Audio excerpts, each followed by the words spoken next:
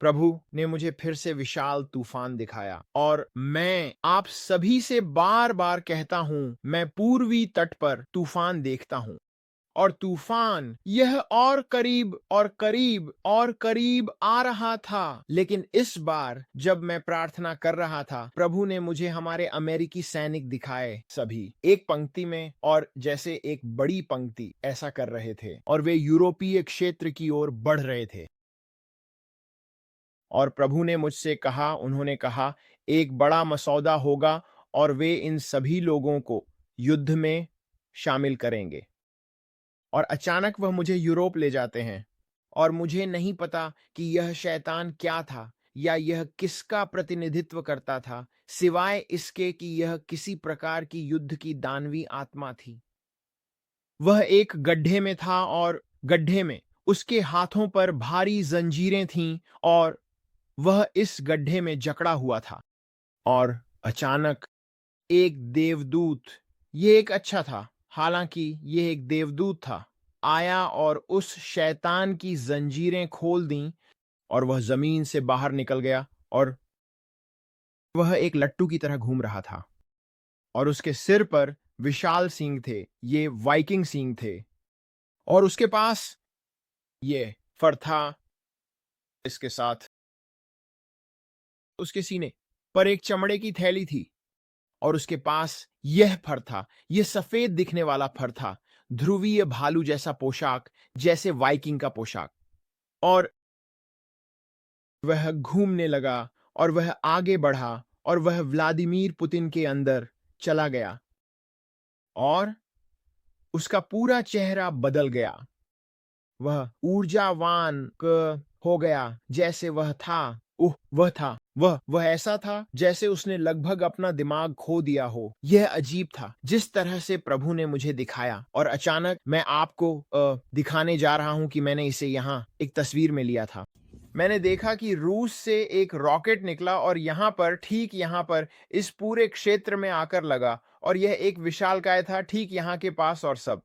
ये ठीक यहाँ था और यह कोने में ऊपर गया क्योंकि यह नीचे यूक्रेन है और यह ठीक यहाँ ऊपर गया और वह इस क्षेत्र पर एक विशाल बम के साथ हमला कर रहा था। लेकिन यह कुछ ऐसा नहीं था जो पहले कभी इस्तेमाल किया गया हो, क्योंकि जब भी मैंने इसे होते देखा, मैंने कहा, ओह नहीं, वह परमाणु हथियारों का उपयोग कर रहा है। और प्रभु ने कहा, नहीं, वह नहीं कर रहा है। उन्होंने कहा, यह कुछ ऐसा है जो पृथ्वी पर पहले कभी इस्तेमाल नहीं हुआ है, यह एक नई तकनीक है। यह ऐसा था, इसने सभी को वाष्पित कर दिया, लेकिन यह विकिरण इहरी और इस सब चीजों की तरह नहीं था। तो मुझे नहीं पता, जैसा कि मैंने कहा, मैंने पहले कभी ऐसा कुछ नहीं देखा और इसलिए प्रभु ने कहा कि किसी और ने भी नहीं देखा था, यह पहले कभी इस्तेमाल नहीं हुआ है। और फिर मैं तुम्हें दिखाऊंगा, मैं इसे यहाँ नीचे ले जाऊंगा। और फिर मैंने यहाँ तुर्की पर देखा, यहाँ से वहां तक ये विशाल ड्रम थे और वे सभी ये बड़े बड़े ड्रम बज रहे थे, जैसे ये सब, वे बस boom boom boom boom boom कर रहे थे। और मैंने कहा, प्रभु वे क्या कर रहे हैं? और उन्होंने कहा, वे शामिल होने जा रहे हैं और संबंध बनाएंगे, वे कुछ प्रकार के वित्तीय समझौते करेंगे, उनके साथ रूस में जाने से कुछ चीजें होंगी और वे लड़ाई में शामिल होंगे, उनकी मदद करेंगे, उन्हें वित्तीय सहायता देंगे और चीजें करेंगे और वे ये और भी अधिक बढ़ेगा। ये चीज नियंत्रण से बाहर हो गई। और फिर मुझे दिखाया गया इज़राइल और ईरान और ये अन्य क्षेत्र, अन्य देश, सभी इज़राइल के खिलाफ आ रहे थे। लेकिन संयुक्त राज्य अमेरिका ने पीठ फेर ली, हमने पीठ फेर ली और प्रभु ने कहा, यह वही है जो यहेजकेल 38 और 39 के युद्ध के दौरान होगा।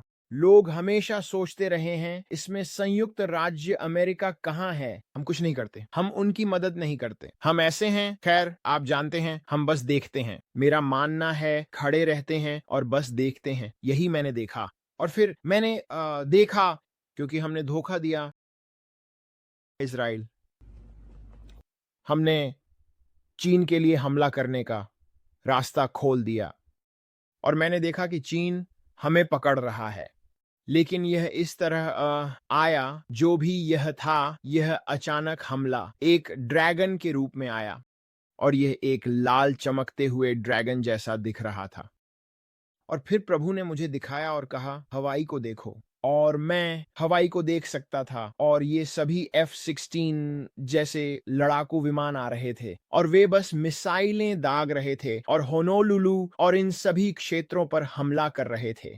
और मैं वहां के मुख्य शहर होनोलुलु, हवाई को देख सकता था, और यह बस मिसाइलों और सब कुछ से नष्ट हो रहा था, और इमारतें जल रही थीं और चीजें गिराई जा रही थीं। और यह एक बहुत ही दुखद स्थिति थी, क्योंकि आप सायरन सुन सकते थे। मैंने कुछ प्रकार के हवाई हमले के सायरन सुने, और लोग भाग रहे थे और चिल्ला रहे थे और बचने की कोशिश कर रहे थे, लेकिन कोई भी जगह नहीं थी, क्योंकि यह एक द्वीप है और इसलिए लोग कोशिश कर रहे थे। हम वापस लड़ रहे थे और सब कुछ कर रहे थे, लेकिन यह एक गंभीर गंभीर समस्या थी। मैं हमेशा नहीं चाहता कि मैं आऊं और एक जैसा बनूं, डर फैलाने वाला, या जो भी आप सब कहेंगे, उसके पास हमेशा बुरी खबरें होती हैं। मैं सिर्फ एक चौकीदार हूं। मैं देखता हूं, प्रार्थना करता हूं। प्रभु मुझे प्रार्थना करने के लिए चीजें दिखाते हैं, चीजें जो आ सकती हैं। कुछ चीजें हम टाल सकते हैं, कुछ चीजें नहीं। वापस जब भी उन्होंने मुझे वायरस के आने के बारे में बताया, उन्होंने मुझे एक विशाल लहर दिखाई, और लहर आई और किनारे से टकराई, और उन्होंने मुझे बताया यह वायरस था। और वायरस के पीछे एक और विशाल, बहुत बड़ी लहर थी, और ये इतनी बड़ी थी कि इसे देखना डरावना था। ये लहर थी, और प्रभु ने कहा, जैसे ही यह वायरस पीछे हटता है, यह घटने लगता है। जागने की एक और विशाल लहर पृथ्वी से टकराएगी। यह अमेरिका के बारे में नहीं है, यह पृथ्वी के बारे में है, यह दुनिया के बारे में था। और उन्होंने कहा, और इसीलिए उन्होंने कहा, एक और जागने की पुकार होगी, एक और लहर के साथ जागने की पुकार होगी, जो भी यह है उसकी एक और लहर। लेकिन इस बार उन्होंने मुझे एक संख्या दिखाई, 350 मिलियन लोग इस दौरान, जो भी हो, मर जाएंगे। और इसलिए क्योंकि मुझे लगा कि यह एक और वायरस होगा, जैसे कि कुछ अधिक गंभीर चीज के साथ। लेकिन मुझे विश्वास नहीं है कि यह वही है। मुझे लगता है कि यह कुछ और है। मुझे नहीं पता। मैं अनुमान नहीं लगाना चाहता, देखता हूं, कुछ जोड़ना नहीं चाहता। मैं आपको बिल्कुल वही बताता हूं जो मैंने देखा। इसके बजाय मैं यह मानता हूं, क्योंकि ऐसा करने से आप बहुत परेशानी में पड़ जाते हैं। इसलिए मैं बस वही कहना चाहता हूं जो मैंने देखा, और आपको बताना चाहता हूं कि जो प्रभु ने मुझे दिखाया। मैंने 350 मिलियन लोगों को देखा, और फिर प्रभु ने मुझे दिखाया जैसे जैसे यह दृष्टि की तरह था, विमान की तरह था। और उन्होंने कहा, हम बोते हैं, हम फसल काटते हैं। लेकिन उन्होंने मुझे उन लोगों को दिखाया जो समझौते में जी रहे हैं, ईसाई जो समझौते में जी रहे हैं, पादरी जो भी हो। अगर वे छुपे हुए पाप में हैं, तो वे बस मंच पर होंगे, और वे बस मृत गिर जाएंगे, जैसे अनन्यास और सफीरा। यह ऐसा होने वाला था। एक 20 समय और दरवाजे खोलने की फसल का तेजी से बढ़ना, कि वे इसे खोलते हैं कि दुश्मन अंदर आता है और बस पलक झपकते ही उन्हें बाहर कर देता है। उनके द्वारा किए गए खुले दरवाजे के कारण वह ऐसा था जैसे बीज समय और फसल का तेजी से बढ़ना। लेकिन यह बहुत बहुत दुखद था, क्योंकि ऐसे लोग थे जो पाप में जी रहे थे। मंच के पीछे पादरी और काम कर रहे थे, ईसाई जो एक अधार्मिक स्थिति में जी रहे थे और बस मर रहे थे। और इसलिए बहुत बहुत, लेकिन यह सिर्फ वे नहीं थे, ये दुनिया भी थी। ये वे लोग भी थे जो फिर से जन्म नहीं लिए थे। फिर उन्होंने मुझसे वित्तीय उंडेलने के बारे में बात की। उन्होंने मुझे दिखाया एक समूह, कुछ लोगों की संख्या। यदि आप प्रार्थना कर रहे हैं और सुन रहे हैं और जीवन में उपवास रख रहे हैं, और आप सुन रहे हैं, आप अपना कान उनकी ओर रख रहे हैं और उनके हर शब्द को सुन रहे हैं। उन्होंने कहा कि कुछ चुनिंदा लोगों पर वित्तीय उंडेलने, एक अलौकिक वित्तीय उंडेलने होने वाला है। जैसे आविष्कार, इनमें से कुछ कैसे होते हैं, लेकिन मुझे नहीं लगता कि मैं इस पर बात करूं। उन्होंने मुझे दिखाया कि वित्त आ रहा था, क्योंकि मैं ऐसा था, खैर, क्योंकि उन्होंने मुझे बताया कि दुर्घटना होने वाली है, एक बड़ी दुर्घटना, ये होने वाला है, ये होने वाला है। ये उस समय का हिस्सा है जब वे डिजिटल डॉलर और सभी चीजें लाएंगे। और मैंने कहा, प्रभु, ये विशाल मंत्रालय और ये चीजें कैसे होने वाली हैं? इन लोगों के लिए समर्थन। ओह, और ये कुछ और है जो उन्होंने मुझे दिखाया, क्योंकि मैं सोच रहा था लोग सुसमाचार का प्रचार जारी रखने के लिए वित्त कैसे प्राप्त करेंगे।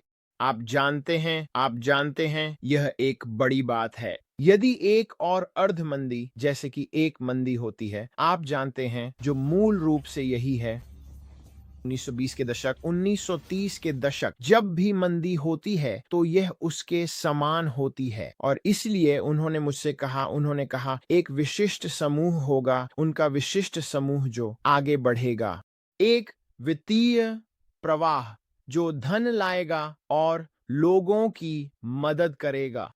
और वे हाथ में घड़ा लिए हुए व्यक्ति की तरह होंगे, इन मंत्रालयों की मदद करेंगे और काम करेंगे। और इसलिए मैंने लोगों को देखा, क्योंकि वहां भोजन की इतनी कमी थी और इतनी कमी थी।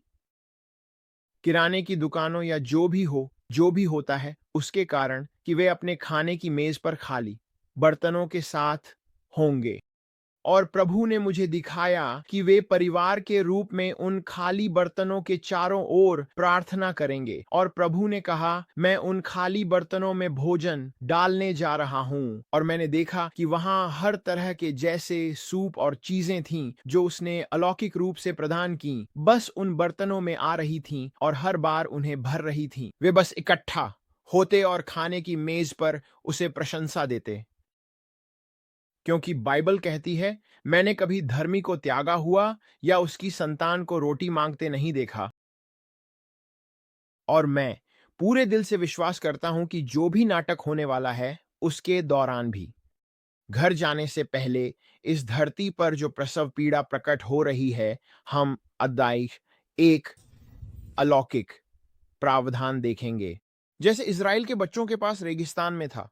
जब भी वह मन्ना के साथ आया और वह बटेर के साथ उनकी देखभाल करने आया, उसने हमेशा प्रदान किया। उसने प्रदान किया यीशु के लिए 12 टोकरी और मछलियों और रोटियों के साथ। उसने उनकी देखभाल की। वह हमारी देखभाल करेगा। वह हमें बिना कुछ दिए नहीं छोड़ेगा। लेकिन आपको उसकी ओर बढ़ना होगा। आपको उसके साथ एक संबंध बनाना होगा।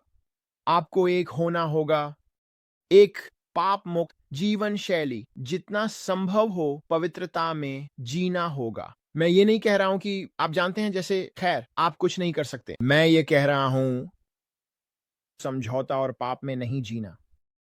तो आपको एक संबंध में जीना होगा, जैसे मैं भगवान के लिए उत्साहित हूं और हम सुसमाचार का प्रचार कर रहे हैं और मैं आपको बता रहा हूं वह आपकी देखभाल करेगा। ये एक और बात है। 2000.2 मेन, मुझे एक स्वप्न में एक देवदूत का दर्शन हुआ। और मेरे स्वप्न में देवदूत ने मुझसे कहा, महान न्याय आ रहा है और 509 दिनों में। और मैंने देवदूत से पूछा, मैंने कहा, यह न्याय क्या है? और उसने मुझसे कहा, मैं तुम्हें नहीं बता सकता, तुम्हें इसके लिए प्रार्थना करनी होगी। प्रभु मुझसे कहते हैं कि तुम्हें आत्मा में इसके लिए प्रार्थना करनी होगी और वह तुम्हें दिखाएंगे और इसका रहस्य उद्घाटन देंगे। तो मैंने बाव कैलेंडर पर देखा कि कितने दिन, 516 दिन। ये अक्टूबर 2 तारीख को आया। और इसलिए ये पिछले साल के योम किप्पुर और रोश हशाना के दौरान था।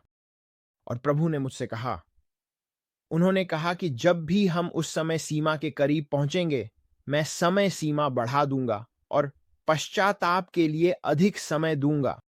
मैं अधिक समय देने जा रहा हूं। मैं इसे पीछे धकेल रहा हूं। मैं लोगों को अधिक समय देने जा रहा हूं। मुझे लगता है कि मैं इसे यहीं समाप्त करूंगा। तो मेरे पास एक और वीडियो है, आप देखते रहें। मुझे लगा कि मैंने अभी कुछ और देखा। वह मुझसे कह रहे थे, मुझे एक दृष्टि में दिखाया और मैंने कुछ देखा। तो मैं आपको एक और वीडियो में बताऊंगा कि उन्होंने मुझे क्या दिखाया। ठीक है, आपका दिन शुभ हो।